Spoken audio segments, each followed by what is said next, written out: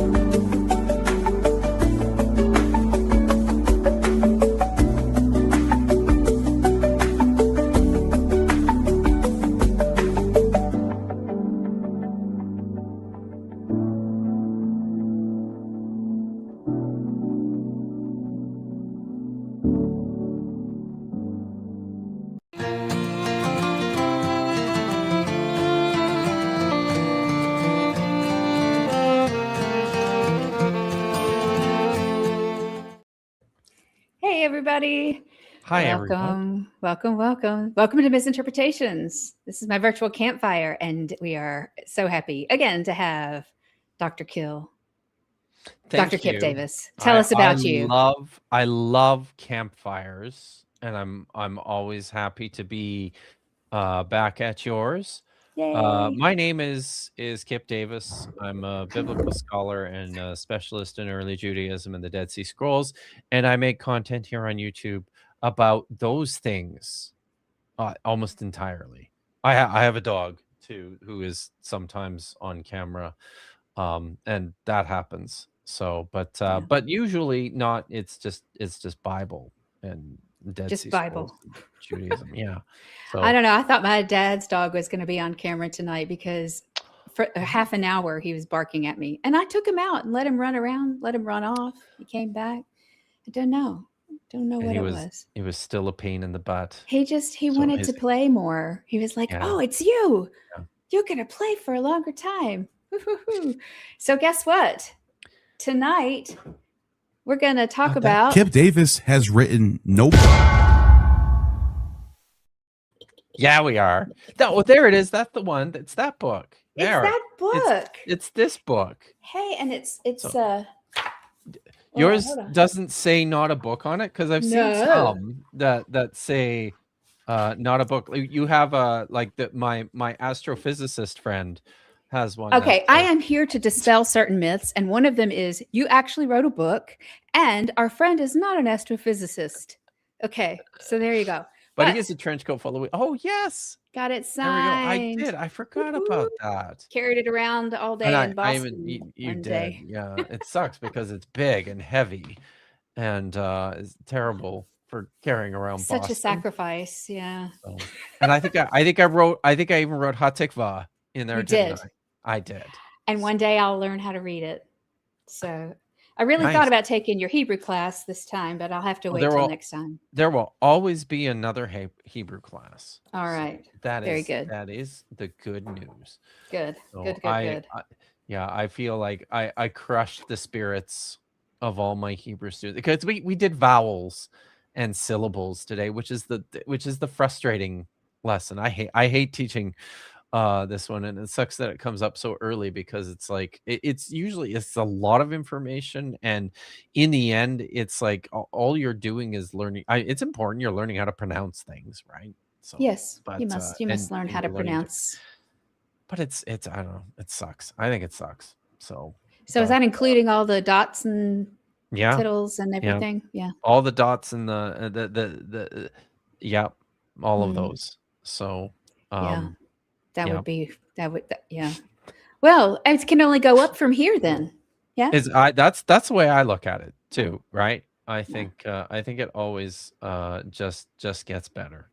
So well, you have friends in the chat. I'm just going to tell you that Jester can't believe that I would tell lies. This is a nasty lie that Neil started, a nasty rumor.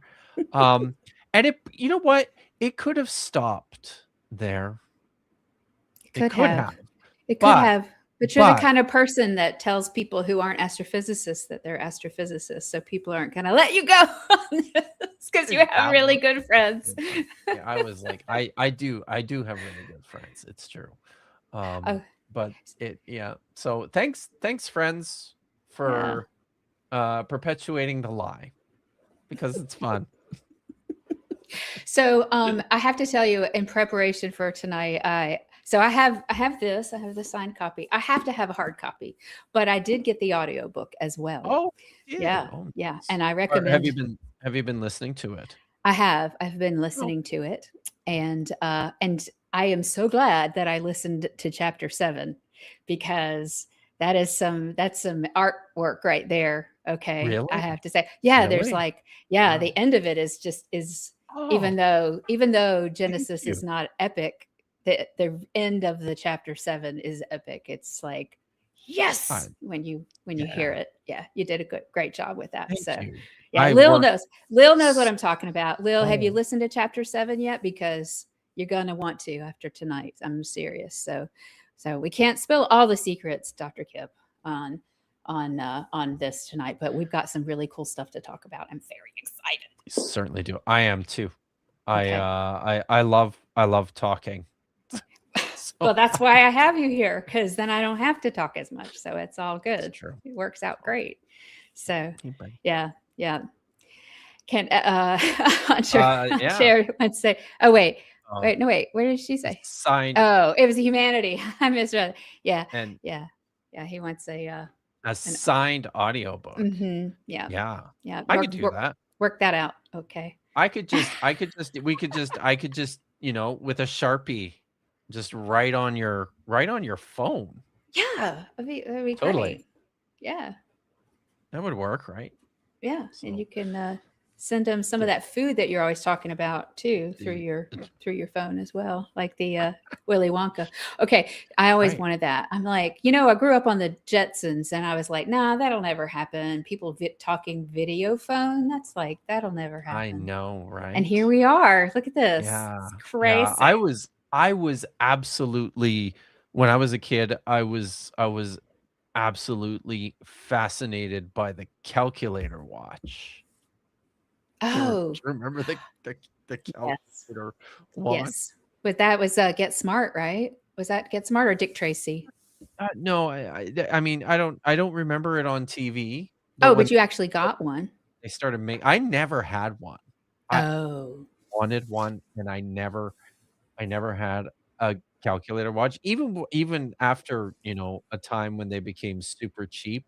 Yeah. And like you could get them at the dollar store. I still never had one, but I always wanted one. So, well, guess what? I guess I could still get one. I have one. Oh, look at you! Yeah, that's the Apple Watch. I stopped wearing wristwatches, like 25 years ago. So yeah, and yeah. Well, I had an Apple Watch. That's what he had. Yes. Yeah, that's what I had. Definitely. Yep. So, him and Batman. So. Mm-hmm. Well, let's get started. Let's talk about this. The name of this chapter 7, is called Cosmos. And I just couldn't think of what else to call it. Honestly. I think that is a great name. Yeah, even though you couldn't remember that you'd written a chapter named Cosmos. It's true. We're going to talk about it. But anyway, so we're going to talk about it. And I think the first question to ask before we melt our faces is cosmic geography. Mm-hmm. Can you tell us about cosmic geography and why that's important? Absolutely. This is a term that I don't know if it's John Walton's term. John Walton is an evangelical Old Testament scholar. Okay. But has done some good things. But he used this term, cosmic geography. We all think of just like terrestrial geography. We all have within our minds, we conceptualize our world in physical space, and will often represent that like a map, right? Right. When you take geography in school, that's a lot of what you're doing is looking at maps and looking at features of the terrestrial ball, as it were. Yes. We've been doing this since the beginning of time. Yes. Everybody has a cosmic geography. Everybody has a conceptual sense of the world in which they live. Ours is really like it includes like not just the earth on which we live, but also like the planets and the solar system and the universe. We all, when we learn these things, we all visualize ourselves within them. Yeah. Yeah, knock it off, you guys. Do this right. Hit the like button. And if you Okay. hit it a second time, then hit it again, because that means you hit it off. So make sure you hit the like button an odd number of times. Okay. So yes. So this is just So the way. with the way that we kind of relate to the space that we live in, like we have a Yeah. sense of what the world is like, and we have a sense of, because we've seen the blue marble, right, the picture from Yeah. space, Yeah. right, and we've been, to the moon, and we have those pictures, and and of course we all grew up making paper mache planets on hangers. That's right. Did you Yes. did you do that? And I made a Pluto, right? Nobody makes that Did- anymore, poor thing. But yeah. I helped a kid make a solar system out of paper mache, but I don't have any memory of actually doing that one myself. But yes, we all learn this, and we come and like when you learn this, then it patterns just the way that you think about the space in which you live. And we've been doing this since the beginning of time, but before we knew what was out there, right? People had an understanding, and they had a sense of what the world was, what it was composed of, what it looked like, how big it was, what were the ends of it, what shape was it. All these things form your cosmic geography. And that's essentially the way I talk about. That's essentially what chapter 7 is exploration of cosmic geography. And this is the way that I like to talk about the first creation story in the Bible, in Genesis 1. Otherwise, I otherwise call it the priestly creation story, or the priestly creation myth. Yes. And it's distinct, right, from Genesis chapter 2 and 3, which is the very creatively non-priestly. But it's non-priestly, myth. but there's other types. Is it not one of the other types definitively? What do you mean, the other types? Well, there's priestly, whether there's it's J and P. so this is just the way scholars now, because J and E are really problematic. Oh, they don't do that anymore. I've been out of school a while. No, yeah, but it's complicated, because scholars will. I'll still talk about. In fact, I think I've got, like in the book here, I think I actually have in chapter 4, I marked the J and the P creation stories, right? Okay, what's the J for? So J is for Yahwist. These are the ways, the flood according to J and the flood according to P. The J is Yahwist. This is the way scholars identify one of what was thought to be 4 sources of the Pentateuch: the Yahwist, the Elohist, which is represented by E, the priestly, represented by P, and the Deuteronomist, the Deuteronomic source, or D, which is basically the book of Deuteronomy. It's almost all just there's a little bit of Deuteronomic redaction in other parts of the Torah, but it's almost all just the book of Deuteronomy.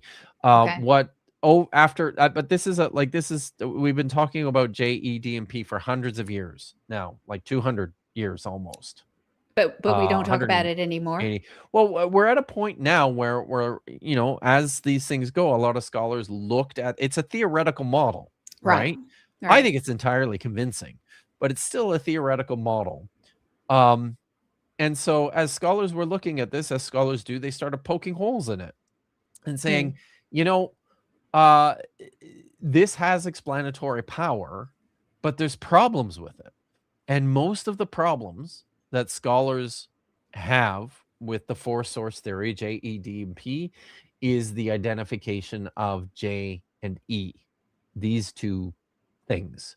That they're not so different, maybe, or Or what? that the ways in which scholars have seen the differences between them are maybe not necessary. They don't always work well. Okay. It feels, that's where it, scholars have said by and large, it feels like there's an artificial structure here. There's still probably at least two sources in that JE material, right? It's just lots of the boundaries between them are not clear, and I think Determining which one's which is the what you're that saying. kind of Okay. thing, Okay. and even just the extent, and even were these separate individual sources, or like it's become much more complicated to the Gotcha. point now where scholars are pretty comfortable talking about P, about the priestly source, Okay. and D, which is like Deuteronomy, right? Right. But then Right. everything else Not as tends clear. to get, it's Could not be P. multiple sources, could be more than J and E, Yeah, is kind of what we're yeah. saying. Okay. So So and we still, you'll still see it too, like especially in more popular presentations, you'll still see scholars talk about J and E. I still talk about J and E a lot because I still is do that because of how believe old we are? Is that because of our it age? might have something to Maybe. do with that, That but might be they're still useful for describing some things. Yeah. Okay. Right. Now, Like, the reason that this all came about in the first place, for people who might not know, is because you have Genesis 1 and Genesis 2 creation stories, and they're very different. they're Or really you different. have in the Noah story where you Yeah. just got two things kind of mashed together, and Yeah. there's like inconsistencies in the story because it seems apparent that there's like two stories that are, at least I guess, mashed together. Yeah. The original mashups. Yeah.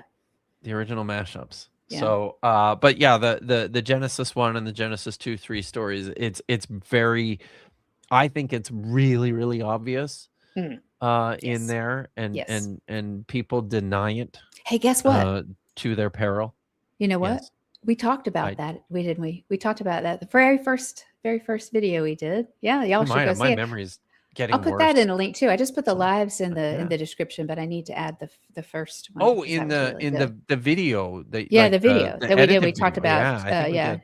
Yeah, that's Phyllis right. Tribble. Yep. Yep. That's right. So Oh. cool. Yeah. Oh, Okay. yes. So that's all right. but the first creation story, the priestly creation story in Genesis chapter 1, is like a cosmic geography. It's like an exploration of the shape of this world that we live in. Yeah, and how it came to be, right? Yeah, Yeah. exactly. Gotcha. So it's not, now this is, and I'll just say this too, I don't think it's the older of the two stories. If there, and there's other creation stories in like Psalm 104 and 79 and some of these places, but Yeah, you said like Psalm 8. There's like did I say Psalm 8? reference to. Okay, I read that today. I thought, but I could be wrong. I could I was have like, forgotten. there's like a reference to creation in Psalm 8. Oh, okay. But I mean, there are references to the different creation stories in all sorts of places throughout the Bible. All right. Wasn't a whole thing. There's a couple. Okay. Yeah, but in terms of like for instance, that's one of the things that we see in the Genesis 1 creation story is this this emptiness, this void, right? Which is really the blank canvas on which the creator does his work. Yes. It's called in the text the Tehom. That's usually translated in English as the deep, but the Tehom makes appearances all throughout the Hebrew Bible. And it's very interesting. Why is there an LOL here? What? Oh yeah, why is there an LOL? Okay. Yeah. It's better than Genesis. Greater than Genesis. Is it? It's greater than Genesis. That's right. Well, it was earlier. It was Genesis, earlier. We're going to talk about and that. it. Yes. Okay. Maybe I'm getting ahead of myself. No, but, no, because you're segueing for us right into into the next thing. What'd you say? What's the segue? The No, just to kidding. home. That's Okay. help. Yes. Okay. So yes, that's just a little preview of what's going to come Okay. next. But let's finish off this cosmic geography a little bit. There's two things. Well, actually, no, we'll melt our faces after this. Okay, so Okay. let's talk a little bit about science. Yeah, you've got like Yeah, you're reading I had a along, whole thing in here, and then didn't I? yeah, you're I like did. just like going along, talking about cosmic geography and how the way cosmos, and then there's science. Yeah, science wars.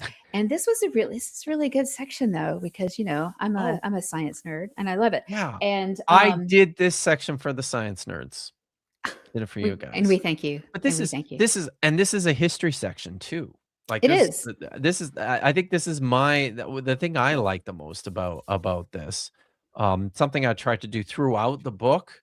But this is one of these sections, right? Was to tell the story, or at least some of the what I think are the important parts of the story of Yeah. just the invention of biblical criticism, the invention Yeah. of biblical studies. And Oh, this did you talk about that? Because I was on the site. No, I was kidding. No, you're in that too. No, I'm teasing. but this forms No, yeah. forms a really important part of that, right? Yeah, Um, it's the scientific revolution, right? Is where yeah, this historical criticism is kind of born out of this, like looking even at texts in kind of a scientific method, right? Going through yeah, and seeing, making the observations and hypotheses about yeah. why things are the way they are within texts. So But then yeah, and within at the history. Mhm. but then at the end of the 19th century and the beginning of the 20th century, something weird happened. Because as biblical criticism, as critical biblical scholarship was developing, scholars started to realize, wow, the Bible is really a very different kind of book than we thought it was. And if you try to approach it scientifically, if you try to approach it critically, treat it as a piece of literature like all the other ancient pieces of literature, we suddenly start to see that, I mean, maybe like this doesn't have to be a divine text. Right. This actually looks like a very human book. Yeah.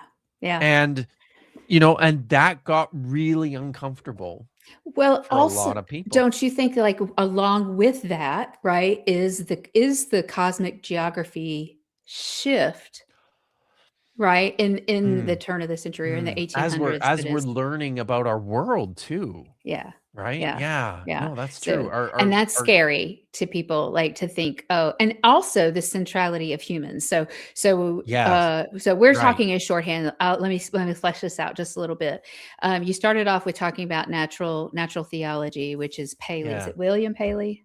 Yeah, William Paley, who was very influential on Darwin, Charles Darwin. And Interesting, right? and people don't actually I've seen some folks say that that when Darwin went on his trip on the Beagle and went to the Galapagos Islands and did his naturalist research, that he was an atheist. And this is just simply not true. He had just taken a break. I think he thought he was just going to take a break from his studies for the ministry and in theology. And he got this offer because he was kind of like, me between graduate schools figuring, what am I going to do? So he's like, oh, I'll do some science, which is kind of what I did. But anyway, so he was able to do this, and he was very influenced by natural theology. And this was a way to have some cohesion between emerging scientific thought, which was already 100 years in the making, right? By the time Darwin came along, right? But because Bacon's 1700s, right? 1750s, something like that, 1780. I don't know. Anyway, yeah.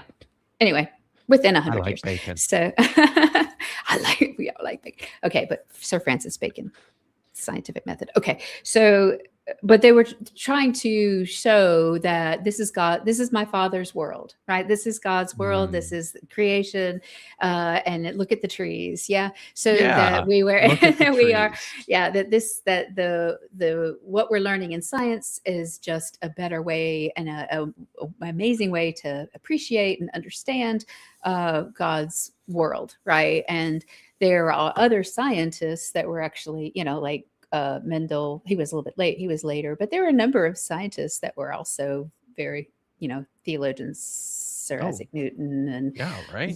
Laplace. Sir Isaac Newton was wild. Yeah, he's like, I haven't. It's kind of I a really crazy want to guy. read like a history on him because I know I've heard he's kind of wackadoo. But anyway, he was amazing as well. So what do you do? Yeah. But anyway, the point is, there was, and even among Darwin, I mean, he for 20 years really struggled with the idea of natural selection and paused his publication for a long time because Yeah, he right. started to see how it could affect the Christian upbringing that he had, and his also in deference to his wife, who was very faithful Christian, right? So, but when he lost his daughter, it was really hard for him to kind of stick with his childhood beliefs. So anyway, but the all I point can is, think of is that movie. Have you seen the movie with Paul? What's his name? Chat. Paul The Bettany. actor. Yeah, Paul Bettany. That. I have not have- seen that, but I saw a PBS. I used to show Mm. a Darwin movie, a PBS Darwin movie in my biology classes when I taught biology. So, but that's good. I have to look at that. I think I've seen the PBS one too. It's called Creation. It's from Oh. 2009. It's Okay. excellent. All right, I totally It's have to. very, very good. Yeah. I totally have to. But that's look all at that's all I think of now whenever I think of Darwin is Paul Bettany and this phenomenal movie. But yeah, he's an amazing actor. I really like him. yeah. So but that and Darwin, yeah. like Darwin's work especially was just like he was right? Like he was right to be anxious about Yes. this. He Yeah. saw what was going to happen. Yeah. He kind of, he kind of predicted it, right? Like, Yeah. like, because that's by the end of the 19th century, beginning of the 20th century, you have a bunch of this is the invention of fundamentalism. Like the word fundamentalism comes from what happened. You have a bunch a reaction to this natural theology Yeah. and and the scientific revolution. Just I was going to this isn't in the book, but do you know William Paley nowadays? You know what he's probably most cited for nowadays? No. Which is he's most cited, at least in the circles that I travel. He was also the inventor of the undesigned coincidences. He the maximalist was argument. seriously For the reliability of the Gospels. I know. wow. Yeah, Never- right. Yeah, Wow. William No. Paley got around. It's just No, that's pretty cool. He Okay. was a towering figure. Hugely influential. But Wow. so yeah, Wow. as science expanded and as the world really grew smaller and the universe got bigger, there was a group of American evangelicals, pastors, professors, businessmen. They were who- professors? No. the people Oh no. who- I mean, there were lots of people who were involved in this In the project, publication. right? Yeah. Okay. What was it called? So, but the book itself, I mean, we can read that, right? I could just read this. Oh yeah, the Um, fundamentals, a testimony to the truth. That's Yeah, yeah. Please do. I would like for you. sure. Let's have a reading from chapter 7, just- Dr. Kipp Do you want me to Davis. show it on the screen? I could do Yeah. that. Oh, too. you could do that if I could. Yeah, let's do it. Okay, I will show the screen. There it is. and I'll just start at this paragraph on the bottom of page 174. Let's see. In the Mhm. second half of the 19th century, theologians Julius Wellhausen and Karl Heinrich Graf were the culprits behind the German science. This is biblical higher criticism. Can we They make were it among big? the Can we first. make it any Oh, bigger? yeah. Sorry. All right, I don't know if I do that. can. Maybe I can. can. Okay. See, I'll look go how back much to better this. that is. Yeah, that's. Oh, thank you. You see that? So much better. Yeah. Okay. So, Oh, sorry to interrupt. Go ahead. no, they were among the first to propose source theories for writing the entire Torah, the Pentateuch. And these were in no small part influenced by both Spinoza's propositions for biblical criticism as well as Darwin's theory of evolution. And ever since, there has been fierce resistance to the advancement of science in both nature and literature that is also fused to the immutability of them. God's story of creation is ancient and meaningful, but also must align with what science reveals in order to be true. Between 1910 to 1915, two oil magnates, Lyman and Milton Stewart, financed the publication of a series of 90 essays by 64 British and American writers in 12 volumes that came to be known as the Fundamentals, a testimony to the truth. The foreword to the first volume, edited by A.C. Dixon, reads like this. This book is the first of a series which will be published and sent to every pastor, evangelist, missionary, theological professor, theological student, Sunday school superintendent, YMCA, and YWCA secretary in the English-speaking world, so far as the addresses of all these can be obtained. Please send me your addresses. Two intelligent, consecrated Christian laymen bear the expense because they believe that the time has come when a new statement of fundamentals of Christianity should be made. Their earnest desire is that you will carefully read it and pass its truth on to others. And so there's, as I said, how many here? It was 60, sorry, I missed it. 90. 90 essays. There's just this whole collection of essays spread throughout these volumes, which do a couple of different things. Lots of them were very critical of the German science, the higher criticism. So you have things like Canon Dyson Haig writing The History of Higher Criticism, which is, not so much just a straightforward history as like a very, very jaded history Yeah. of higher criticism about, Yeah. all the problematic people behind it. The They were phall- probably and then- all No, they the were next one is the probably all fallacies. communists. And then you have the fallacies of higher criticism, right? And then things like the testimony of the monuments of the truth of Scripture by Professor George Wright, the recent testimony of the archaeology to the Scriptures, and then some other ones. One of my favorite ones to read was my personal experience with higher criticism. A shocking and salacious expose about how terrible it is. But there's tons of these sorts of essays. But the other thing that appears in the as a strong theme in the fundamentals is evolution. It's interesting because there's, and I might just read a little bit or Well, the from- next from section, a I was later actually, but I paragraph, was right? actually going to ask you to read a little bit Yeah. of Orr, Dr. Orr. Oh right? yeah, absolutely, right? Because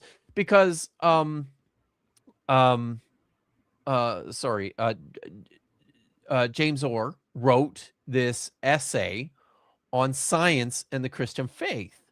And it's pretty interesting because on the one hand, I'm just going to go back here, like they're extremely critical of evolution. Like you've got The Passing of Evolution by George Wright, evolutionism in the pulpit, the decadence of Darwinism, these sorts of things.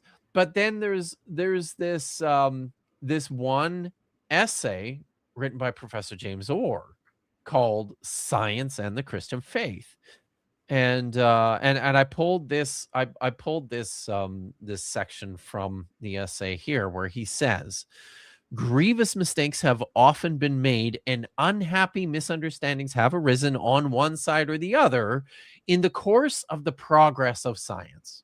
New theories and discoveries, as in astronomy and geology, have looked on with distrust by those who thought that the truth of the Bible was being affected by them. So he's saying, Yeah. there've been science isn't perfect. It's not a problem. It's not a problem. Right. But Yeah, and also but yeah, there's this sense that, and this is the whole point of his essay here, is that we can actually align these things. We can put these things together. He continues, he says, on the contrary, as a minority generally perceived from the first, the supposed disharmony with the truths of the Bible was an unreal one, early giving way to better understanding on both sides, and finally opening up new vistas in the contemplation of the Creator's power, wisdom, and majesty. It is never to be forgotten also that the error was seldom all on one side. That science, too, has in numberless cases put forth its hasty and unwarrantable theories, and has often had to retract even its truer speculations within limits which brought them into more perfect harmony with the revealed truth, that being the Word of God. If theology has resisted novelties of science, it has often had good reason for doing so. So, and here I'll just read this next paragraph here. Mm-hmm. Here is where we see the effect of scientific discovery on modern myth making. As the early evangelicals sought to have their cake and to eat it too, they wanted to maintain their sense as modern men, right? We're scientific men. Mm-hmm. We're in step with the times, but at the same time, we're holding fast to this ideal that we have of the truth of Scripture. On the one hand, the truth of Scripture was never open to dispute, while the discoveries of science, on the other, could not be denied. The result for many was this weird fusion by which the ancient myths of Scripture were married to science in the guise of historical narrative. So, because the first chapter of Genesis and the rest of the Pentateuch so closely resembled the genre of history writing, it was easier to also assume that these were straightforward reports of past events revealed to Moses by God and written down in the late Bronze Age. I'll just finish this sentence here, because I think it's an important one. Yeah. Historical narrative is a term that is wielded like a bludgeon by apologists to assert the historicity of events described in Genesis. So well, the next section is what I was going to ask you a question about, but you don't have to. You don't have to leave it up. We can we can chat about it. But because you go on to say that that Genesis and the rest of the Torah is clearly different from both the Enuma Elish, the epics of the ancient Near East, and other epics, but also historical narrative, that it's really like actual historical texts, right? Yeah, right, exactly. So it's not that, and you called it historical prose, and but I mean, Genesis, so much in Genesis is poetry, though, but we don't see that in English. People say that, right? And I think and you'll hear, I think they picked that up from things that scholars have said. Well, I get that from Phyllis Tribble. So right, and how she analyzed it in a very scientific way. But it's not Hebrew poetry, though, in the way that like Hebrew poetry, from a technical perspective, Hebrew poetry is usually formed through something called parallelism, where you'll have two parallel statements that are repetitions of the same Yes. thought. Or you can have tricola parallelism too. So Genesis 1 is not that, right? It's a different kind of poetry Mm. to the point where I prefer to say that it's got like a poetical structure or a poetical movement or Yeah, it's a almost stanza, rhythm. but it's not like your other types of Hebrew Yeah. poetry. Yeah. Okay. Like All I right. don't Makes think sense. if people in antiquity, and we actually don't know this for everyone, right? Some people did in antiquity, but we don't know that the ancient Hebrews had an understanding of the difference, the literary difference between poetry and prose. In the like, we don't know how they conceptualized that. Yeah. I'm Yeah. sure they saw differences, but we don't know what that meant to them in the same way that it means to us now. And this Um, is yes, isn't it? They oh, do this is double word So this is sense So this is, I mean, this is or just literary cognates. artistry, right? Mm. But Hmm. the literary artistry is everywhere. Yeah. It's just because this is literature, Yeah. and this is just how you wrote everything, unless you're writing boring documents. But Okay. Well, then, uh, can I ask you this though? Because yeah. I wrote this question at the top of my page, and I can write the answer now. And that is Oh, what? Yeah. Well, I mean, I write all over my books. That's why I have to have the right. audiobook and the written book. But what's the difference between ancient Near East epic and this historical prose? Yeah. Like So here's the thing. what are the features of the ancient Near East epic? So the epics are all what we would all describe as poems. Like, it's all epic poetry. In terms of the structure, and it's all metered, and everything follows poetical patterns and rules that So you kind of have. like the Odyssey is an epic. Yeah. Like so, Yeah. okay. So that's how they ate. I don't pronounce it right, but they ate Enuma Elish. The Enuma Elish, or Elish. the Enuma Elish. It's Okay. I probably don't Elish. pronounce it correctly either. Okay. But don't tell. Josh is It's, sleeping. He won't. oh, he won't. Yeah, yeah. So it's okay. I just say So, that's my southern accent. Okay. Anyway, I yeah. just blame it So on that. That's all great. right. So That's very convenient. so But it's but Genesis is not no. like So that. it's But not like that. It's still fun to read though, because there's a whole lot of cool stuff in it. Prose is fun. Yeah. Historical narrative is fun. So here's the thing, and But this it's is not something really I historical do narrative though. I mean, not in terms like of okay, I need to. It's prosaic prosaic. is the better way. It's prose, as opposed to poetry, in the sense that it's narrating events in a sequence, right? Storytelling. Yeah. And this is actually really interesting, and this is something that I think has some merit. Something scholars have observed for a while. I talk about this in a later chapter. Is that this way of writing, this way of structuring literature in like a story form, as opposed to these dense poetical epics, seems like it may have been an innovation of like the early Hebrews. Well, you do argue that it is a reaction or a separation. We want to separate ourselves from these other ancient Near East stories while still using many of the themes, right? The Which same we're also going to get images to and that. themes, and we'll, But they we'll make do it that their kind of stuff. story.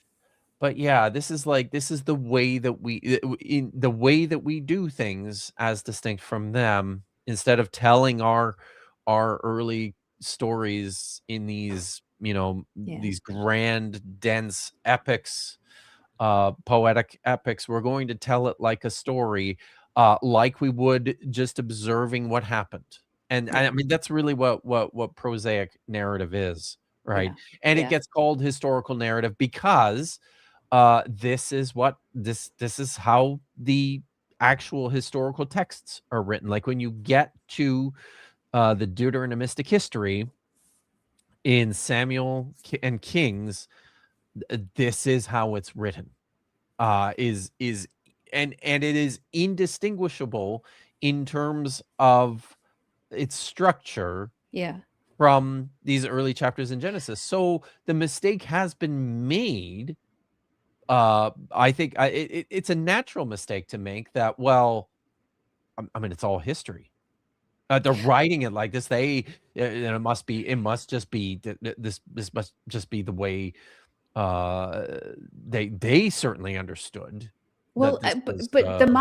but don't you think that there's the modern mistake of if we think, oh, historical narrative, which is Yes. right? Because That's when what you look at, yes, it's written like all these other historical narratives from the same time period, but there's so much myth in it, and there's Oh, so yeah. much so much miracle, fantastical.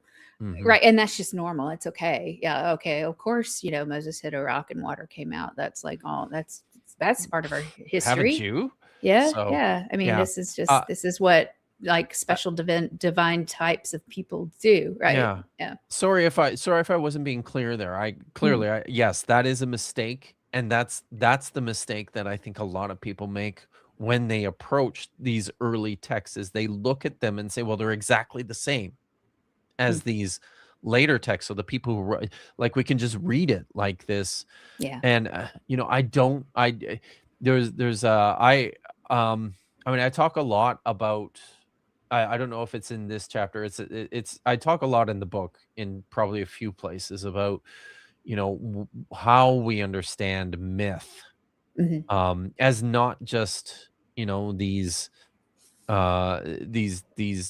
uh untruths, or these No, it's fantastical more stories. Joseph Campbell type of Yeah, myth, right? Right. exactly. These are Yeah. the stories that we use to describe, just like an American myth is rags to riches, right? Yep. That's one of our myths, and it's and yeah. And So that because of makes that, I mean, I think that on the one hand, I will agree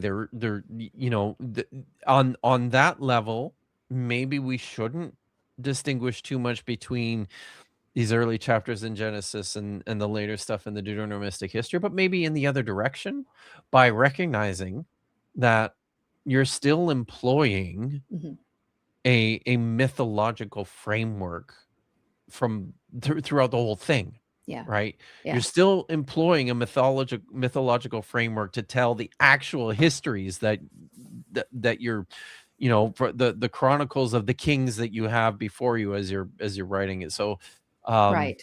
yeah, But as part of the, well, I was just gonna, that just made me think like part of that, maybe it's not cosmic geography, but it's part of the ethos of that time, that the king is also divine, or a spokesperson, right? Because you talk about that in chapter 7 as well at the end of that. So that's pretty cool. So Yeah. I have been promising to melt people's faces, Oh, and so good. I'm so we have to excited about deliver. this. Yeah. Yeah. Okay. So So because I begin the chapter with the lyrics to one of my favorite songs from one of my absolute favorite bands, the great Finnish metal band,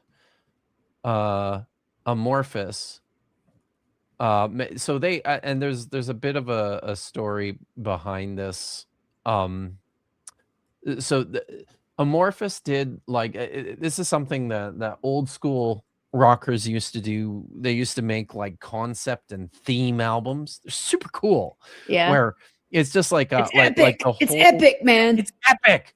But some of these guys would do this across like several Yeah. albums, and that's what Amorphous did. Well, Is they took the stories of like old Norse mythology, and they turned them into this great epic of music, stretched over 3 albums. And this is the third album, and this is the title song, on the third album, Skyforger, and I want people. You should be able to. There's not so much growling and screaming in here, so you should be able to hear what they're saying. But this is the way that I opened this chapter, and when I teach introduction classes to the Hebrew Bible, or when I taught Israelite religion, which is the course that the book was based on, I used to always begin class by playing this song. I don't know if my students loved it or hated it, but I did. But I think in terms of helping people understand cosmic geography, I think it's really, really helpful. So without further ado, Make sure the volume's all the way up. it's all the way up, Marin. Okay. It just on my devices, the volume is always turned up to 11. Let us know, Chris. So this is Skyforger. It's got, because they're like I have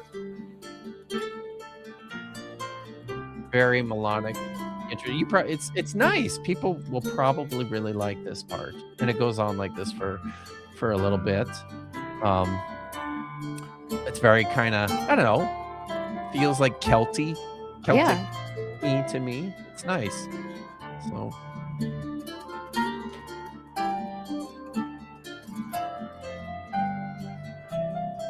there's a flute in here. It's pretty cool. I doubt this is gonna last for the whole song, though. Eh? It will not. It's gonna. It's nice though. It's gonna hit. I can play here. this music. It's gonna hit.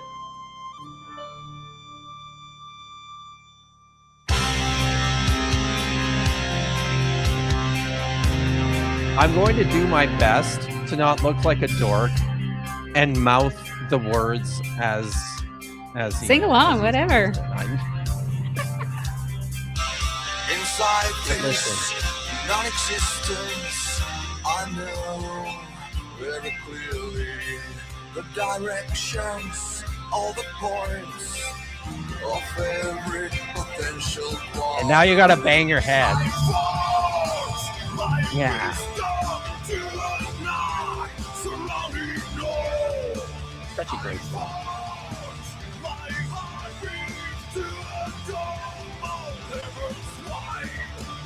I know the sun and the moon, the names of stars, they move in a purpose.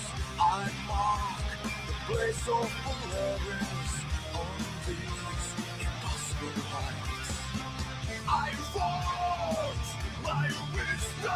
I forged, right? Good, right? Yeah.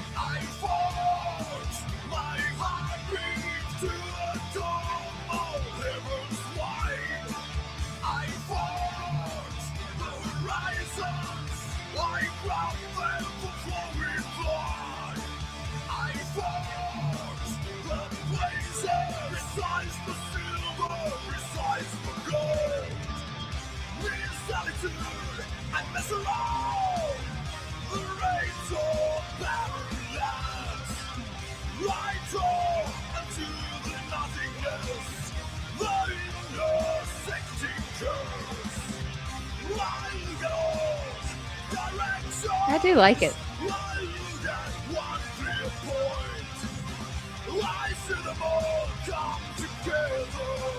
Yeah, they're gonna bring it down here now.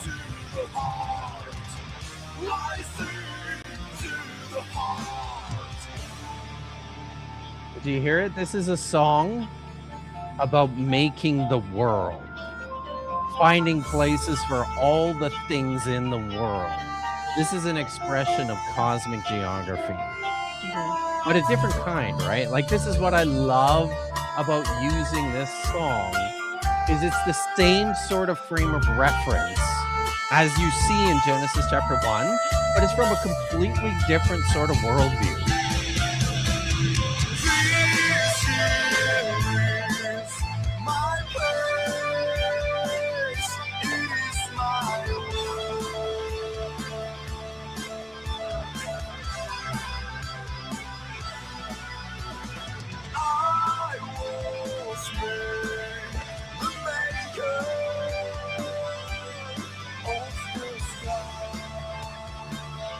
I was the maker of the sky.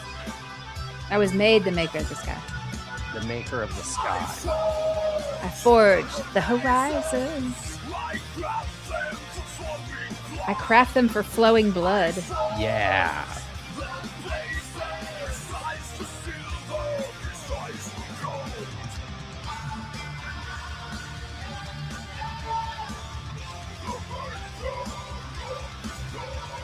The maker of the sky. Yeah.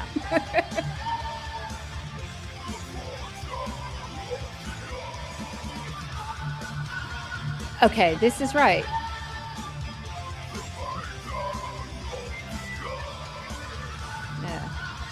Yeah, the forger of the sky, and the maker of the sky, and the forger of the ark. Forger of the ark. Yeah, because it's malleable, because it's metal. Yeah.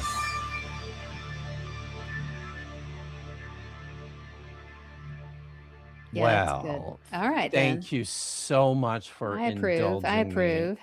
I've always wanted to do that, but I Yeah. hope, and maybe people. I mean, yeah, the sound quality is I'm not not gonna. the best, but It's not. Yeah, but that's okay. So now you should go and listen to it, and now you should go and also listen to the song. I'm not Yeah. gonna get a strike because I don't make any What are they money, gonna so. strike? They're gonna. I Not- could put not the link in until- the description too, right? Because Oh, we're yeah, for talking the- for about the song. Yeah, of we're making a course. commentary on Absolutely. it. I Yeah. will send it to you. But Yeah. maybe I'll bring, like, just to look at the words here to the song. I'll bring this Yeah. back up again. Yeah. Just to show people what this looks like, what this is, right? So Yeah, that's right, Amber. I have to, you have to actually put it up. I Oh, can't. it's So, there. I sorry. just gotta. Yeah, you Yeah. can't do There we it go. all. So What's going on? Okay. This is now what I tell people, and what I say in the book is I open it with just the lyrics of this song, and then I want you to think about what this world looks like. Inside this non-existence, I know very clearly the directions, all the points of every potential corridor. I forge my wisdom into an arc surrounding all. I forge my heartbeat to a dome, all heavens wide. I know the sun and the moon, the names of stars, their movement and purpose. I mark the place of Polaris on these impossible heights. I forge my wisdom into an arc surrounding all. I forge my heartbeat to a dome, all heavens wide. I forge the horizons. This might be my favorite line. I craft them for flowing blood. I forge the places, precise for silver, precise for gold. In solitude, I measure out the range of barren lands. I drain into the nothingness the intersecting curves. I look at all directions. I see at one clear point. I see them all come together. I see into the heart. This here is my place. It is my work. I was made the maker of the sky. I am the maker of the sky. And then it just repeats to the end there. But this song is based on the myth of Ilmarinen, who is the eternal hammerer in Norse mythology, who made the sky.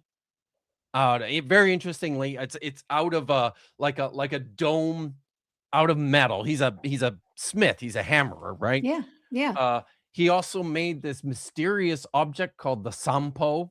This magical object. When people wield it, they can control nature, basically. But I like this song so much Yeah, it's for great. how it reflects what's going on in the book of Genesis, because he's describing this kind of a world, but it's a different kind of a world from the writers of Genesis. There's a lot of I think I talk about this in the book, how this is a world that's like full of water. There's a Right. lot of talk of and that makes sense from the Norse people who were, Right. sailing their Viking ships. By the way, this is pretty late. Like this is maybe as early as like 10th or 11th century CE, right? Okay. Like Okay. more medieval, right? Mm-hmm. But I just conceptually, I feel like there's overlap in I didn't know they what's had happening heavy in metal Genesis too. in the 900s. Oh yeah, absolutely. So actually, I mean that's it's the I'm kidding. the Norwegians have had heavy metal since the beginning of time. I'm convinced. They just okay. they electrified it in Mm, the so mm. yeah. But and some like there's some really interesting lines in there too, right? Like I said on the one um what is the whole thing here? The I blood thing. forge the horizons, I craft them for flowing blood. Like I don't even know what that means. I've thought it was the sunsets on the horizon. Oh, interesting. See? And this is one of the questions that I ask classes when I teach this. I'm like, what do you think? Mm, I get all sorts of different answers. That's yeah. a good one. Somebody Yeah. said But there's once, also the warrior thing too, right? yeah. There's also yeah. Somebody in one of my classes connected it to the heart because he Mhm. forged his heartbeat, and they're like, Oh, "Is the blood right. like the blood's in the heart and it's The on the flowing. Yeah. So that's horizon?" making And everything alive yeah. too. Yeah. Yeah, Yeah. so Cool. I thought that was very interesting, but there's there's some other ones in here that I think are really cool, like, "In solitude, I measure out the range of barren lands. I drain unto the nothingness the intersecting curves." It's like, I think that's a description of, like, the horizon beyond the seas, right? Yeah. Yeah. That drains into my sorry, that was notes. That drains off, I guess, the edge of the world or Mm, something like that. yeah. And I like how he says this in this part too. I look at all directions, I see at one clear point, I see them all come together. I see into the heart. Uh It's a he's yeah. like He's, like, all-seeing. He's Mm, bigger than everything, but he also like, there's an expression in here too of um, like, the how connected everything is, I think, too. yeah. So, Yeah. it's just a great song, but it's It a is. great way, I think, of introducing this idea of cosmic geography and of starting to think about what's happening Yeah. in Genesis chapter 1, Yeah. because I would say it's the same thing. It's, a description of the world. The song Skyforger is from the perspective of Right. Ilmaren and the Eternal Hammerer. This is his work. Yeah. Genesis 1 is describing what God is doing. But Yeah. in some I mean it's similar. It's interesting to Well, me. It's so it right because forging the sky is creating that firmament, right? yeah. That we've talked about before as it actually being malleable, a metal, right? A thin metal. And I always taught in properties of solids, part of physical science, that if you can hit it with a mallet, that is describing if how malleable it is. So if you If you can can hit it with a mallet, that and it describes how malleable it is? yeah, The yeah. amount it vibrates or No, no, how no. does it How you can flatten it out. Oh, yeah, yeah, yeah, yeah, Like okay. I forgot I can't even think. But you can take wires and stretch them out, right? Mhm. Mark, somebody remind me what that's called. It's tensile strength, I think. So how long you can stretch it before it Oh, breaks before it if breaks. you're stretching it. Yeah, Yeah. okay. And Yeah. then how malleable it is, how as I don't know, is that part of the rose scale? But anyway, can you flatten it out into metal sheets? So, Okay. if Yeah. you take certain elements and you hit it with a mallet, it bursts into, you know, uh, little Mhm. bits. But with metals, they're malleable, so you can hit it with a mallet.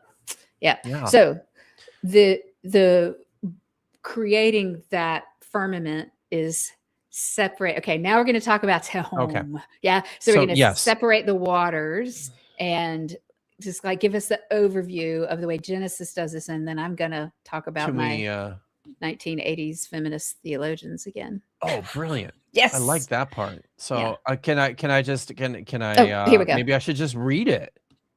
Should I just read it? You should. The story here. All right. So when God began creating the sky and the ground, when God began creating the sky and the ground, the earth was chaos and empty, and darkness was on the face of Tehom, and the wind of God brooded over the face of the waters. This is my translation, by the way. So see why you guys need to get the audiobook? You need to hear him read this. It's awesome. thank fun. you. I like reading. It's enjoyable. But okay, here we go. I finally got to the story continues. Then God said, oh wait, I missed the let there be light part. Oh yes, here we go. God said, let there be light, and there was light. God saw that the light was good, and God separated between the light and the darkness. God called the light day, and the darkness he called night. It was evening and then morning one day. Wait. Can we do just a little bit of a tangent? God called to the light day, and to the darkness he called night. And you see how I do this here too, right? Like when I have set these as proclamations. Yeah. And this is very intentional. You usually see, like in your English translations, you usually see this, and God called the light day, and he called the darkness night. And that's a perfectly fine translation. But I think the way I've done it better encapsulates what I think is going on. And this, there's some significance here.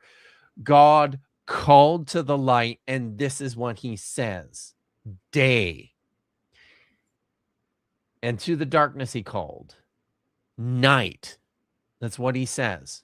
Yeah. And the reason why his expression and his declaration is important, I mean, it's a couple things here, right? This whole story, the mechanism of God's work, of his creation, is just his spoken word. Right. He literally creates it with the word. Yeah, it's the word itself that makes it happen.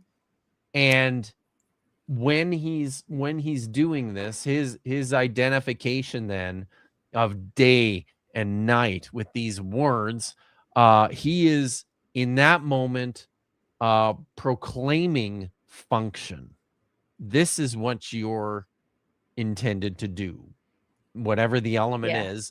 This is your purpose. This is your job. And then finally, it's also something I picked this up. We talked about this when we talked about Genesis 2 and 3, right? Mm-hmm. This action of naming things. I was going to say, call the name of, right? Is that the way of actually, it's almost dominance over, right? In a way, it's right? You call the name of an expression of dominance and ownership. Mm-hmm. These are declarative statements, and they're pretty important. So, but I had one other question about this too, and that was this creating through language. Is that new as well in the Hebrew Bible, or are there other stories that you know of, or is this a Josh question or a Megan question of creating through the spoken word, or even just ancient Near Eastern stories? Exactly. I know that there's at least one story in Egypt where it reflects something similar. Okay. But I can. The reason I asked that is because because of Josh? the later ancient Greek ideas that the word is what makes you closer to God, right? That it's language. So that's why humans are different than the other animals.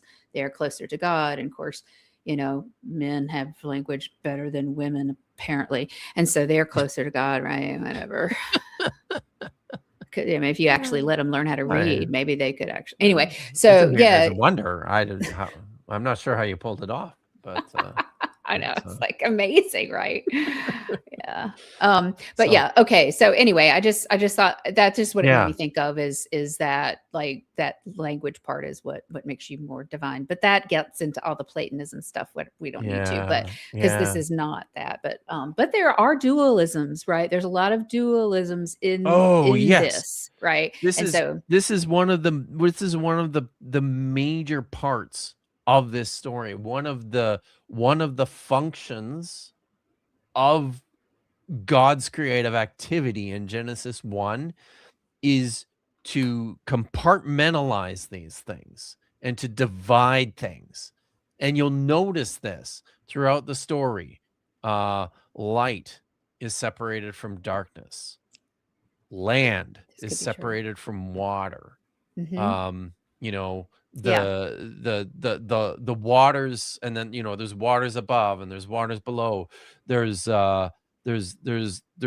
domesticated animals separated from non-domesticated animals, and there's even you could even extend this to the point of there being male and female.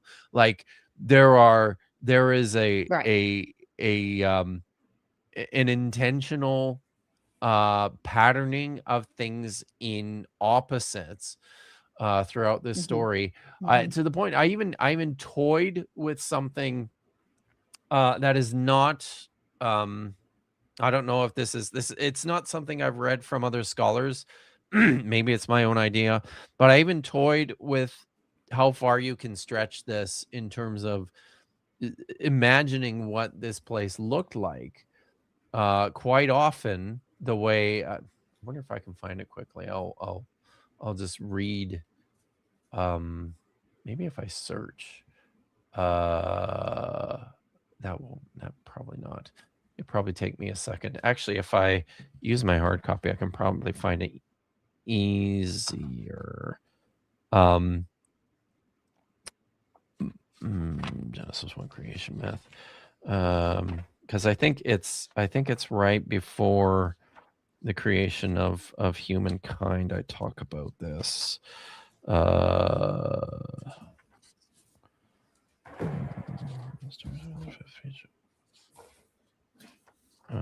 Everybody turn in your books to page. Yes.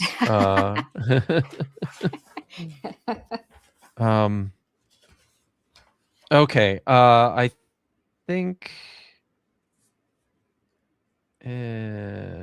What's the I'm trying to idea?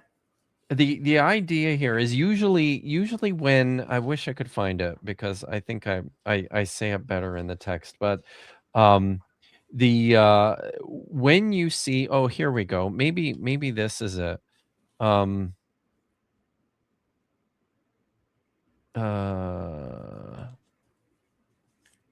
Okay, yeah, if you look on page 186, and maybe I'll pull this up here, and this is where I'm talking about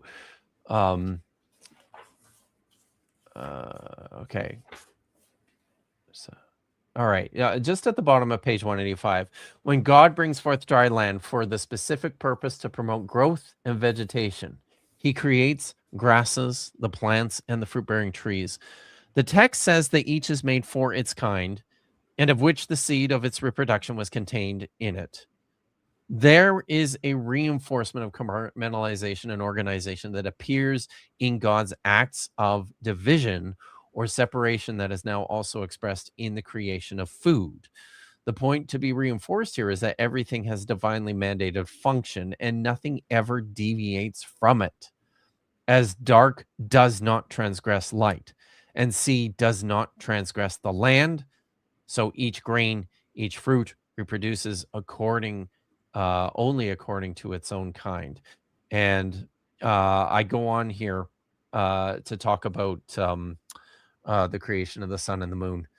I think this is what I wanted, right? I mean, that was the important point. Yeah. Yeah. Well, I But mean, but here I'll the just division part, the yeah.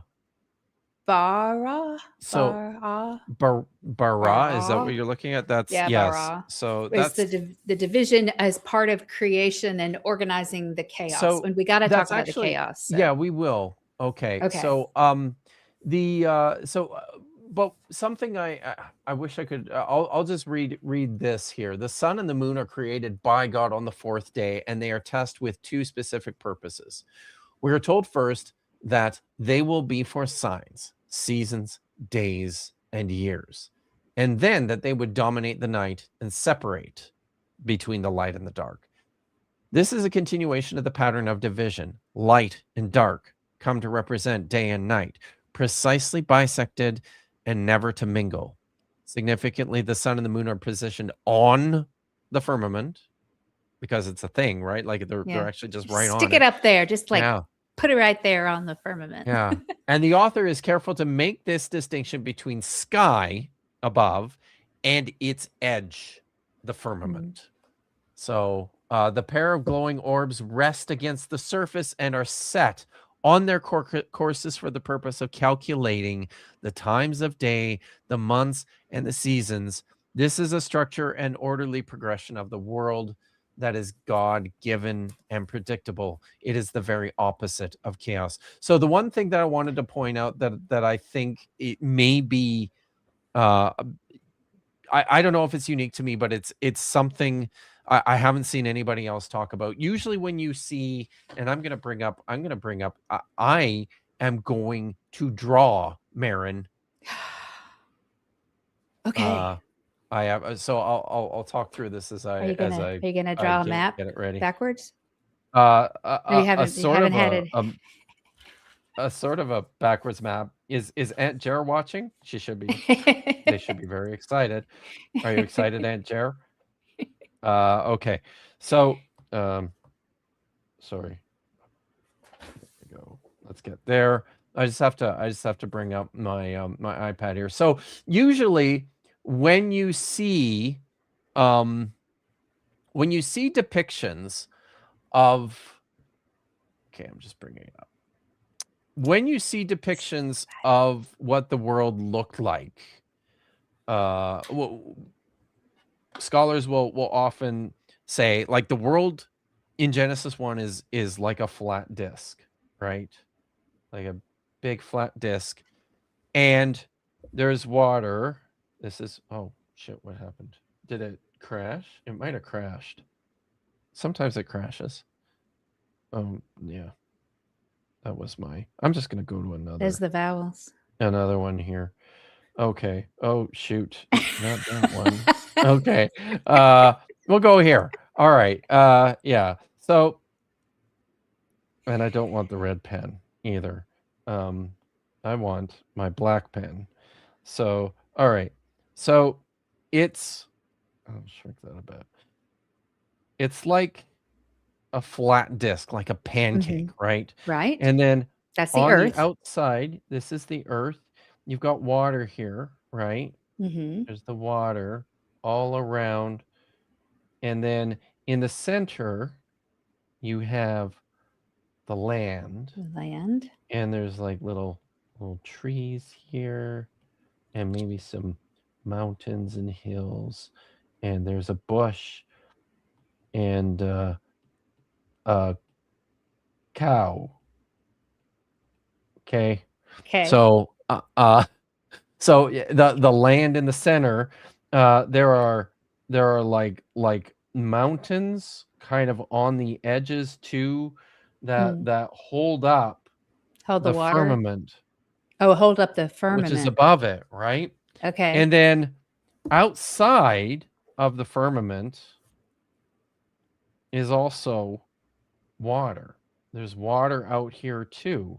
Yes. And it's through, and then there's also underneath there is water. Okay, so there's I water didn't just realize like that. all around it. There's pillars, right, that go And down, which that are on hold it top of up. the backs of turtles. No turtles, No. but kind of. But you will very often when you see depictions of the world in the Hebrew worldview, it looks something like this. The So, pillars. I did not know about the water and the oh pillars. yeah, the pillars of the earth. That's Oh, frequently that's mentioned that in book. Psalms, and it's in. It's- That is a good book, by the way. I haven't But read that yet, but I heard it's a oh good book. Yeah. yeah, so it was turned into a show too that was really good. But this is usually what you see. My idea is a little bit different, and the reason for that is because, and now I am going to actually draw them out. So this is like, oh no, let's do it. Here we go. So it's kind of like, so this is like the coastline of Israel. Oh, There's you are Great drawing a Sea. map.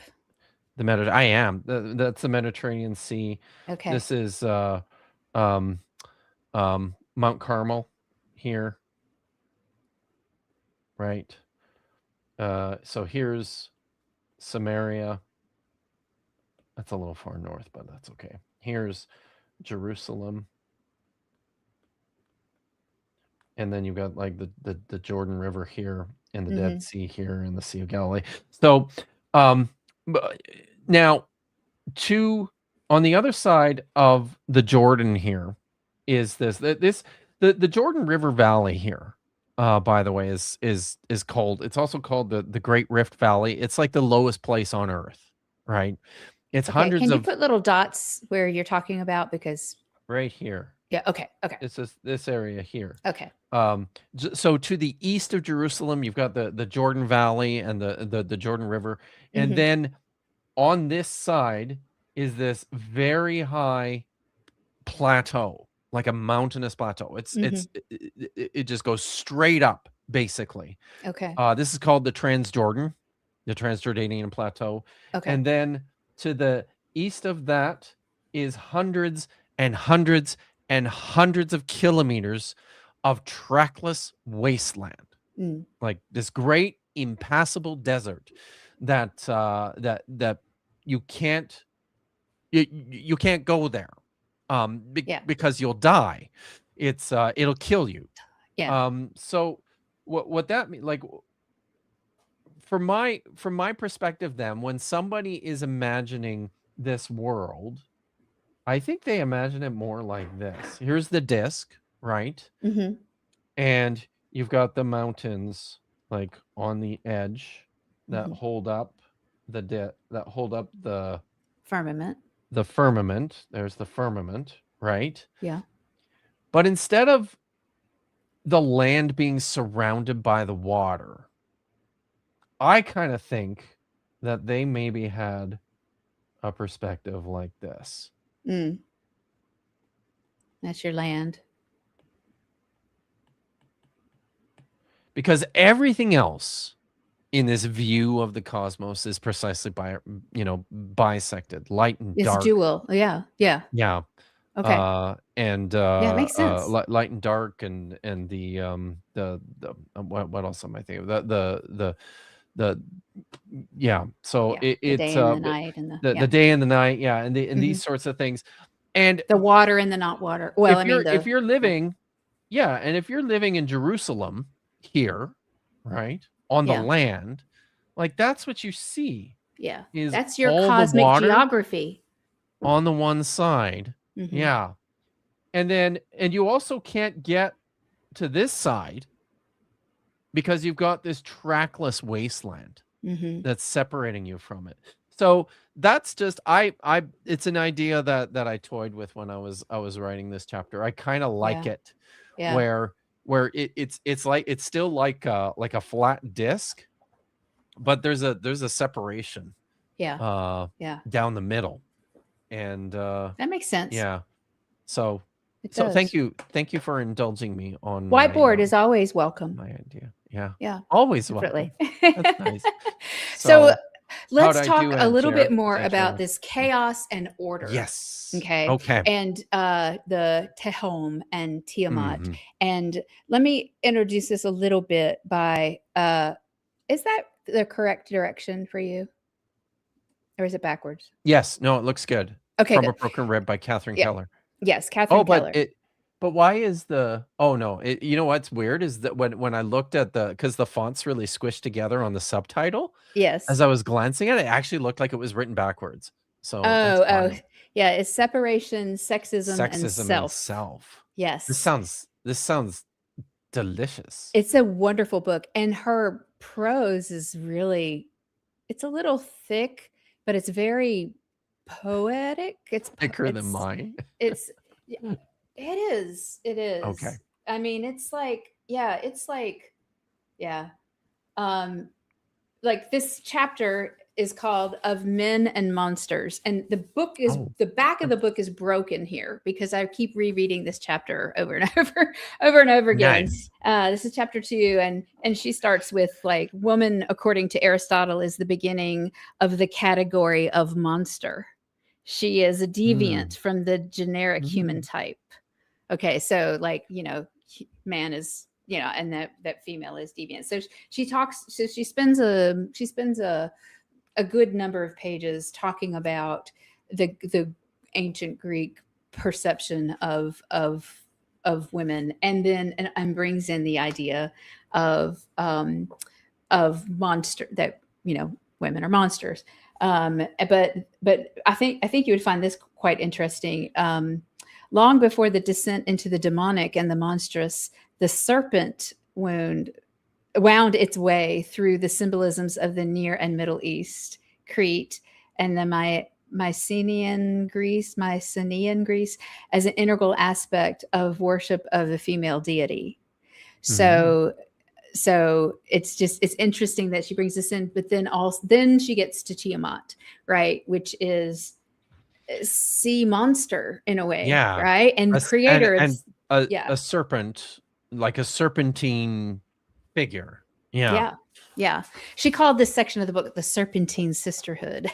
Oh, nice. Oh, I know. Like it. This is really fascinating. Yeah. So actually, a cool little story is I got this book when I was in first year of grad school, and she was a friend of my professor on feminist literature, and she came and did a lecture with us. I had no idea. Did you read the book first? I couldn't. I didn't have the opportunity to. So I read. Okay. She came and spoke a little bit about it. I had absolutely no idea what she was talking about, but it was absolutely fascinating.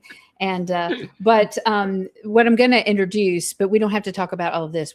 I want to talk about your perspective on Tiamat and the chaos and all of that. But I will go ahead and introduce this idea that we talked about at dinner at AAR, which is Catherine Keller's idea that the defeat of Tiamat is representative of the rise of patriarchy, and that the control of killing because she's the mother. Tiamat is the mother of all of the gods in the epic, right? And then like any other mother on the planet that has ever lived, including all of our little doggy moms, all the animal moms. I mean, all our animals. The noise is too much. You must, if you don't stop all that racket, I'm going to come up there and knock your heads together. That's kind of one of my mom's favorite things to say. So anyway, the noise gets to the moms, and it got to Tiamat. And so therefore she wanted to kill everybody but it's interesting. The way that Catherine Keller puts this up is like the original mother versus the conquering hero with the supreme father. So Marduk, right? So anyway, it's very interesting how she does this. So I highly recommend this book, and I'm going to talk more about it with Josh Bowen and with Megan Lewis. Excellent. And also with you, probably with some of this as well. But but the chaos and the monstrous. Actually, I have a song. I could yeah. I'm going to just play a little bit of this because I totally will get this, but copyright struck. But this is one of my favorite This is one of my favorite. We're just doing tunes. all the copyright strikes. We're gonna do it. Yeah, Let's I do mean, them you know, all. while I'm not monetized I For think this very short time before you It's actually get very monetized, short, 'cause yeah. it's happening. It's happening tomorrow. Oh yeah, right. Yeah. No, actually, it's why I put my my little Venmo at the end of the stream because yeah, I don't make any money. Okay, so here we go. This is one of my my favorites. Do you know Pamplemousse? Do you know Pamplemousse? Pamplemousse, the couple. So the I can't remember their names right now, but the husband is the one at the keyboard. Gosh, I wish I could remember his name, but he invented Patreon. Like that's the guy on the keyboard. Oh, really? Yeah, Oh, wow. yeah. They're really Wow. fabulous. Anyway, all right. So this is the thing. Okay. Oh, you can't hear because I had to turn it off because of my. Yeah. Okay, I gotcha.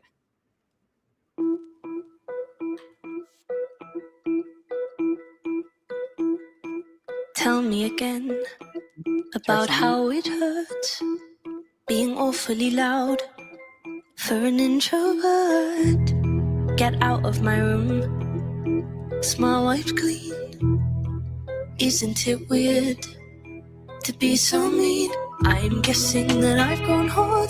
I guess I'm human no more. I can tell I've hurt it in your brain. Oh, how easily passion twists. You think I'm a crazy bitch. I craft my words to fit your head, 'cause no one listens to the dead. So maybe I'll talk to you the only way I know how to. I've said my speech to sharpen teeth. You break the rules and spikes go from your skin. Please let the devil in. So, Fine. isn't that cool? A meter apart, we blankly stare. So I don't think I can play the whole thing, but I want to play the ending because the ending is really. Oh wait, I didn't think I did that. Oh yeah, okay. The ending of see if this is yeah. Let's go back a little bit. You break the rules and spikes go from your skin. I think it might be worth a try. Oh, am I ready to let this die? A monster's here. You plug your ears, but hey, you might just listen to it sing. Please let the devil. We won't eat our words. They don't taste so good. That's my favorite line. We won't eat our words because they don't taste so good. They don't taste so good. Yeah, pretty cool. Excellent. Yeah. So Nice. I've got a link to that in the description and also to Dodie's original version on Spotify. So anyway, but yeah, Awesome. it's like, you know, when a relationship goes bad and now, she appears to be like a monster. Right. But when I was preparing for this, I was thinking about, like that. It's very easy from mother to monster, but Tiamat was both. Right. She was. Mother and She monster. absolutely was. Yeah. Yeah. I mean, I can. Do you want to? I have a pretty brief summary of the story at the end of the chapter here. So the text is so Enuma Elish is so named, as we learned. Yes. Because these are the words with which it begins. Enuma Elish, when on high, the heaven had not been named, firm ground below had not been called by name. The story opens with the ancient first order gods, Tiamat and Apsu, bringing forth the rest of the gods from out of the dark seas. But Tiamat, the frothing, tyrannical, primordial ocean, is at once irritated by the disturbance of new life. Their ways are verily loathsome unto me. By day I find no relief, nor repose by night. I will destroy, I will wreck their ways. I can't get any sleep. Be restored. Let us have rest. Yes. Then Marduk is created. He was the loftiest of the gods. Surpassing was his stature. His members were enormous. He was exceedingly tall. Tiamat amasses her forces of terrifying monsters led by her consort Kingu, and she and Marduk meet in battle. Marduk summons the forces of the seven winds as he charges Tiamat. They joined issue, Tiamat and Marduk, wisest of the gods. They strove in single combat, locked in battle. The Lord spread out his net to enfold her. The evil wind which followed behind, he let loose in her face. When Tiamat opened her mouth to consume him, he drove in the evil wind that she closed not her lips. As the fierce wind charged her belly, her body was distended and her mouth was wide open. He released the arrow. It tore her belly. It cut through her insides, splitting the heart. Thanks for reading this, by the way. Oh, yeah, of Keep course. going. Upon her defeat, the gods rejoice and join Marduk to celebrate the death of the great tyrant. Marduk stops on Tiamat's corpse. He cleaves her in half and fashions from her remains the sky and the sea. He split her like a shellfish into two parts. Half of her he set up and sealed it as sky. Pulled down the bar and posted guards. He bade them to allow not her waters to escape. He then fashions the firmament. The great abode, its likeness he fixed as Eshara, the great abode, Eshara, which he made as a firmament. He dispatched the gods to their stations in the sky. He constructed stations for the great gods, fixing their astral likenesses as the images. And then Marduk finally created the calendar. He determined the year by designating the zones. He set up 3 constellations for each of the 12 months. After defining the days of the year by means of heavenly figures, he founded the station of Nibiru to determine their heavenly bands, that none might transgress and fall short. So there's already like a lot of overlap Yeah, between look, what's going on. look. This is, I don't know if it's focusing, yeah. but this Yeah, is it a comparisons, right, between this Yes. story and Genesis that Catherine Keller Yes. put in her book, and there's a little yeah, bit that's more up awesome. there. But yeah, that's exact. I mean, because it's the themes, it's the same kind of So- things, but then it's also separating the Hebrew story from when you read From Genesis, the- right? yeah. But Tiamat is the mother of all of the gods. She is the She's mother of the also gods. the mother of the earth and sky. Like it's Yes. from her body that this is Yes. created, and the division happens, and then you've got All the of it. separating, right? Yeah. So thankless. I'm kidding. And then she's still there, Mhm. right? In Mhm. Genesis chapter 1, but has been basically stripped of her not just any power, but any personality, any she's an object. But she's now. dark, and she's darker even. I mean, Yeah. because Yeah. So but voiceless. She's voiceless. That's good. I like that. There's an important part here, though, and I'll bring the book back up and just read this, where I talk about the beginning of God's creative Before act you do, here. really quick, I Yeah. had one more question about this section. Sure.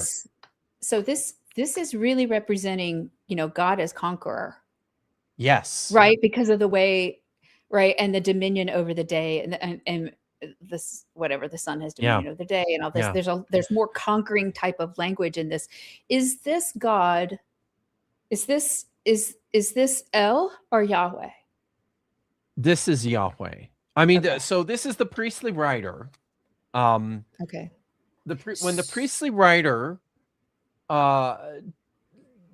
uses the word Elohim, which we translate as God, he's almost always certainly talking about Yahweh without naming him.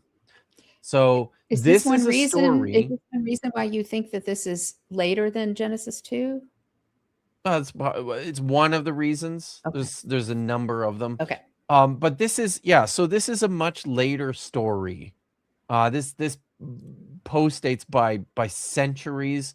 This earlier period of time in the Israelite kingdoms when they were still, actively worshiping the god El as distinct from, Yahweh or Baal or Asherah and the others, right? So this more on takes that, place see at our a other time video. where- Yeah, right.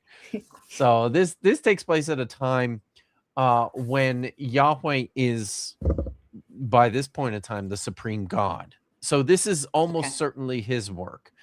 But it's I this is such an incredibly important verse for understanding the relationship between the Enuma Elish and Genesis. Is Genesis chapter 1 verse 2, where it says the earth was chaos and empty, and darkness was on the face of Tehom. And I did that deliberately, and I talk about it here. And the wind of God brooded over the face of the waters. And I'm just going to read here because The wind. yeah. For starters, the expression chaos and empty is a form of wordplay. Tohu vabohu. Most English translations render this as formless and void, and it describes a terrible, eerie, deserted state of utter destitution. The same phrase appears a few times elsewhere in the Hebrew Bible. For example, in Jeremiah 4, verse 23, he says, I look at the earth, literally the ground, see, it is tohu vabohu, chaos and empty. In this text, Jeremiah employs haunting imagery to describe the destruction he has witnessed in the Babylonian conquest of Jerusalem in 587 BCE. I look at the skies and there is no light there. I look at the mountains and see them quaking, and the hills have been rocked. I look and see there is no man, and all the birds of the sky have fled. I look and see the fertile field is a desert, and all its towns are in ruin before Yahweh in the face of his blazing anger. So Jeremiah is deliberately making a literary comparison here with the creation story in Genesis 1 or something like it, and projecting the post-war devastation he sees in the flaming ruins of Jerusalem after the Babylonian invasion as an uncreation. He is describing the destruction of the city as a complete destabilization of the cosmos and a return to the pre-created chaotic world. So chaos is more than just frothing chaotic waters. It's a total absence of civilization. It's devoid of order, safety, protection, predictability.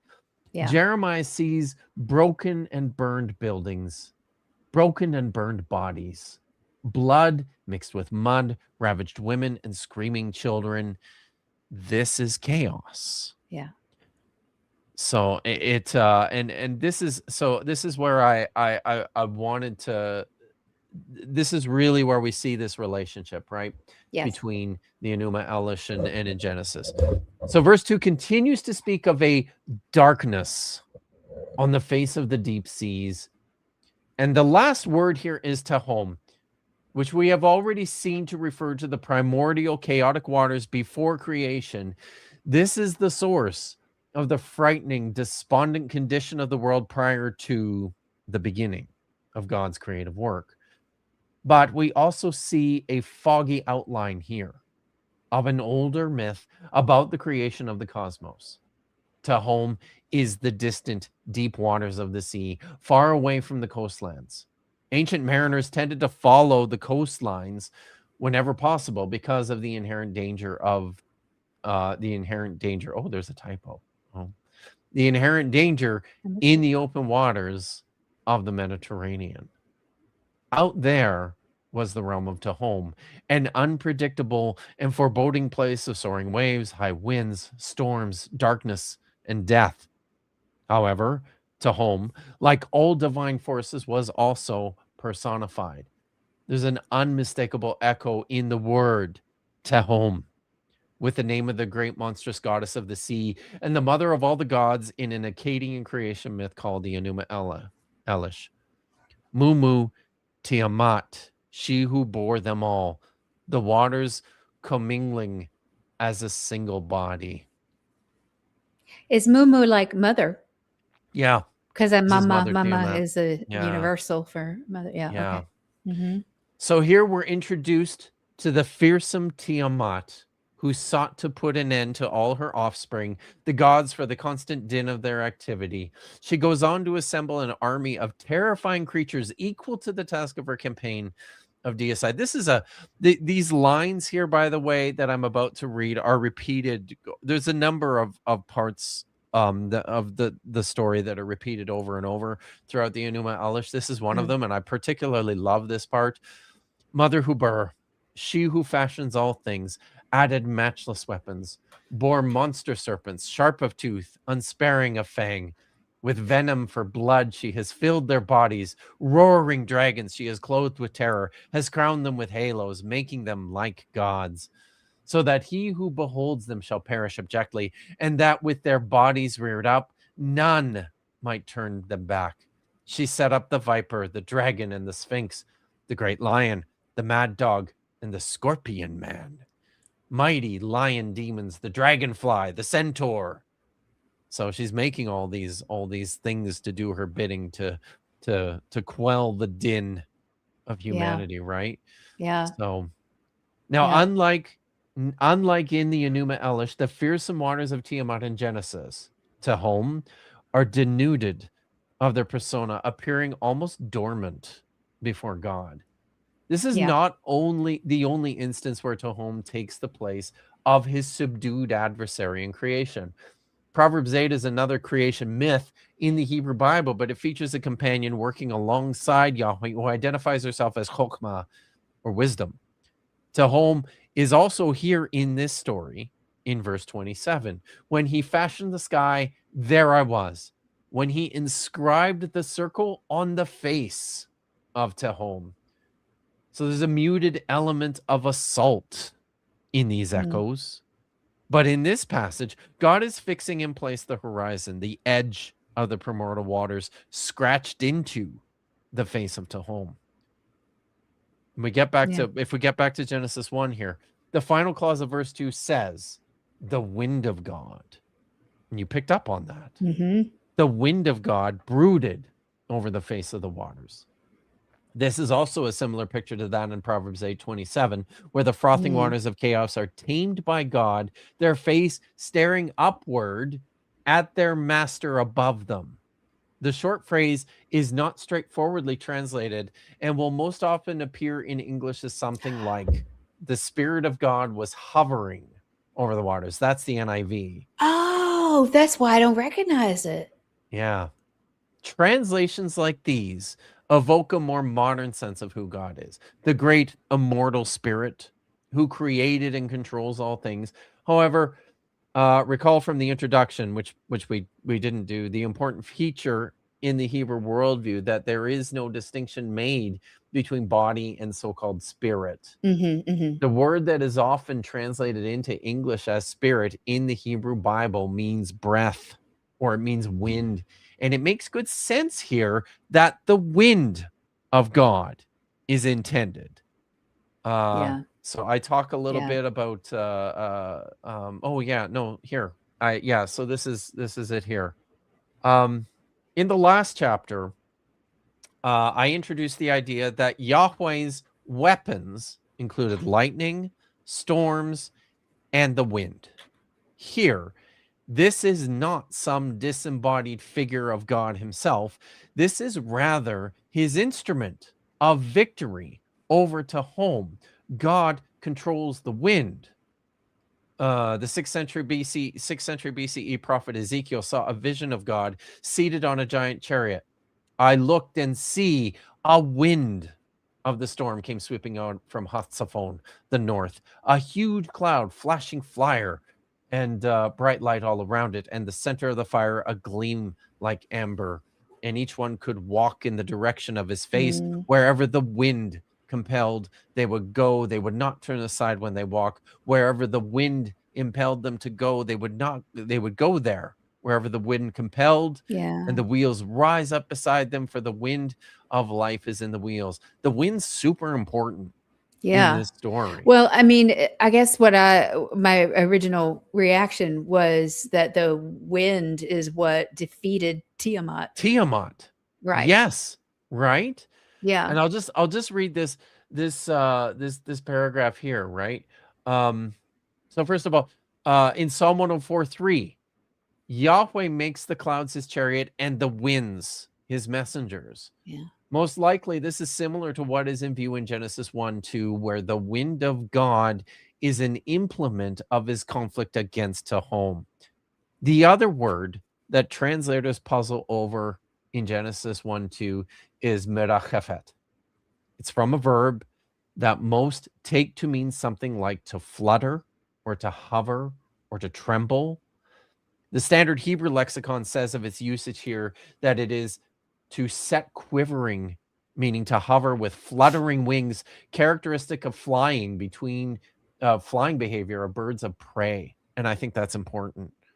This hovering, flapping of wings like a bird of prey. Yeah. It uses the same root as in the word that appears in Deuteronomy 32, verse 11, where Yahweh is pictured like an eagle gliding over its young. Except here, this is not a pose of protection. This is dominance. The wind of God, his weapon, and I want you to picture this, everyone.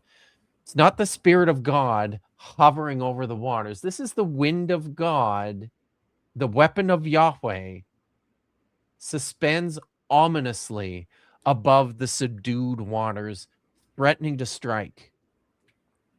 God is the conqueror, and creation is the landscape of his triumph. Yeah. Yeah. See, this is going back to my can't wait to talk about it more. But the idea that the female deity, the female is a monster and needs to be conquered.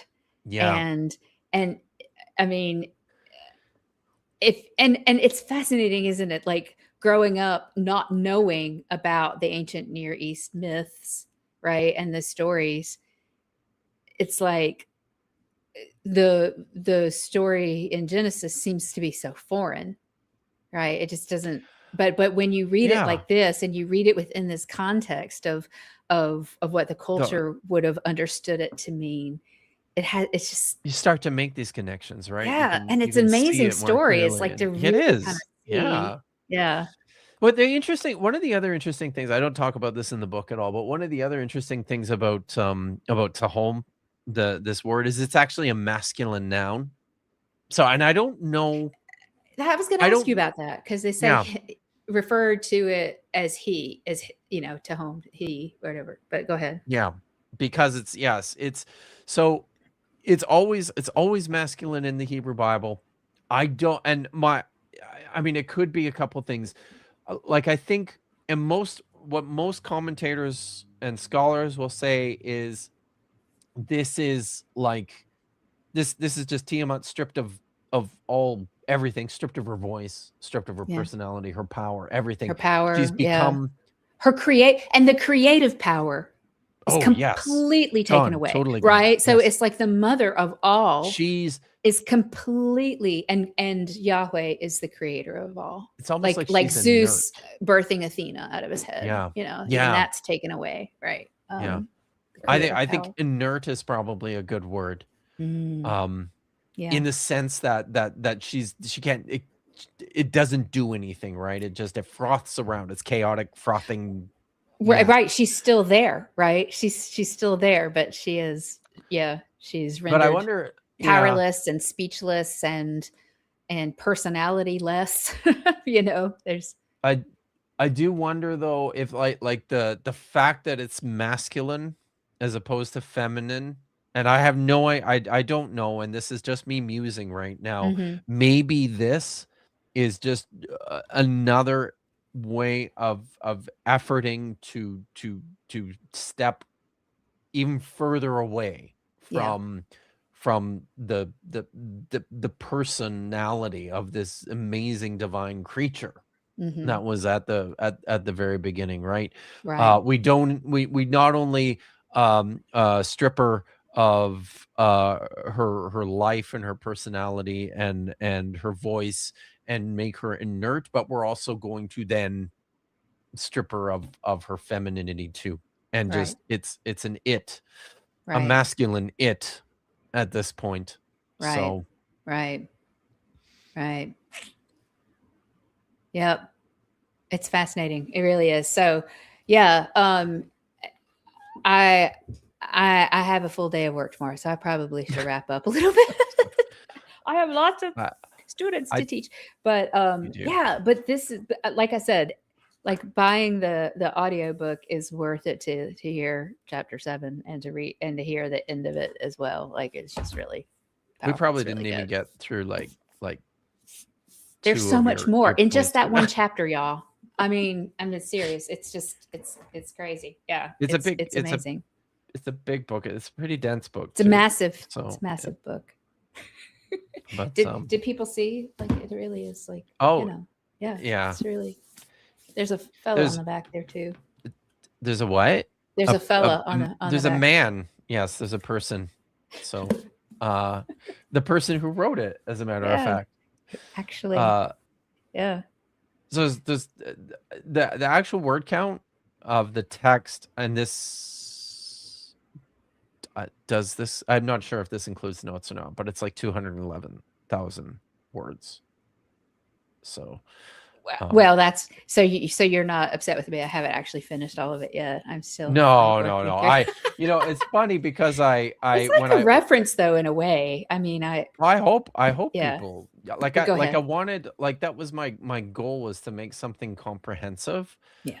To that people could use as a reference on a whole bunch of different topics yeah.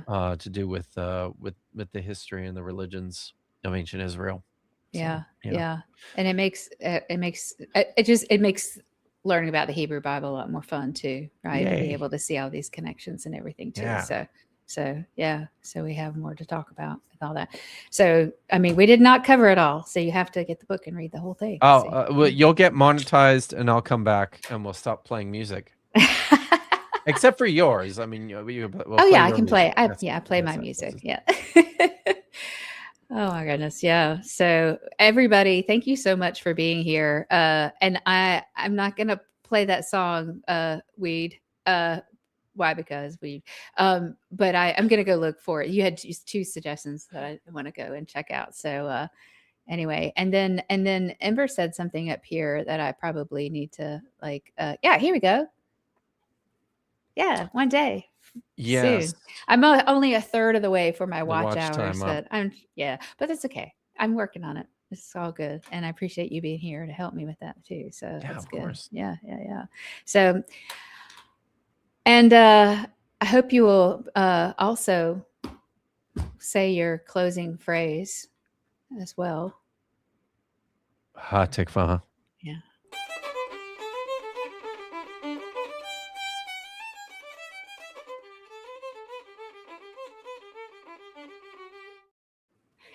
Yay! That was fun. Yay. That was fun. Yeah, so much good stuff there. All right. Are we still Awesome. on? We're not on. Yep. Oh, yeah, we are. Hey, it was really fun. Glad we didn't say anything mean about anybody. It was a really we good were ending. just getting to that too. part. It was It very was a good ending. Hey, I just clicked was. on it rather than clicking